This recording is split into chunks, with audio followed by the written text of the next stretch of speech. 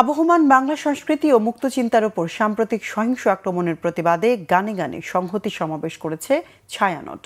বিকেলে রাজধানী ধানমন্ডিতে ছায়ানট সংস্কৃতি ভবনের সামনে এই সংহতি সমাবেশ হয়। ছায়ানটের উদ্যোগে আয়োজিত এই সমাবেশে সঙ্গীতকে প্রতিবাদ ও সংহতির ভাষা হিসেবে তুলে ধরা হয়।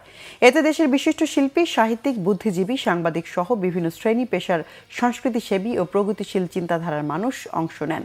সমাবেশে সংগঠনের শিল্পীরা সমবেত কণ্ঠে পরিবেশন করেন বাংলা সংস্কৃতি, মানবতা, অসাম্প্রদায়িক চেতনা ও প্রতিবাদের শক্তিকে ধারণ করা একাধিক কালজয়ী গান। ছায়ানটের সভাপতি সারওয়ার আলী বলেন, বর্তমান পরিস্থিতিতে নিজ নিজ ক্ষেত্রে উপযুক্ত উদ্যোগ গ্রহণ জাতিসত্তা ও সংস্কৃতি সুরক্ষায় সমাজকে সক্রিয় করে তুলবে, নিরাপত্তাহীনতার অবসান ঘটবে, বাঙালি সংস্কৃতির যাত্রাপথ নির্বিঘ্ন হবে বলে প্রত্যাশা ব্যক্ত করা হয়। তারা বিভ্রান্তিকর অপপ্রচার চালিয়ে আবহমান বাংলা সংস্কৃতি চর্চা থেকে আমাদের নিবৃত্ত করতে উদ্যত।